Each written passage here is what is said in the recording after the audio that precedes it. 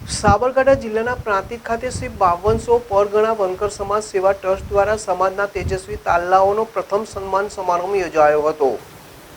Prantij બાંકરિયા bus station પાસે આવેલ મહાકાળી મંદિરની વાડી ખાતે 5200 પરગણા વણકર સમાજ સેવા ટ્રસ્ટ દ્વારા આયોજિત તેજસ્વી તાલાઓનો પ્રથમ સન્માન સમારંભ યોજાયો હતો, જેમાં ધોરણ 5 થી અનુસ્નાતક સુધીના ઉચ્ચ ગુણ સાથે ઉત્તીર્ણ થયેલા તેજસ્વી તાલાઓનું સન્માન મંચ ઉપર ઉપસ્થિત મહાનુભાવો દ્વારા કરવામાં આવ્યું હતું।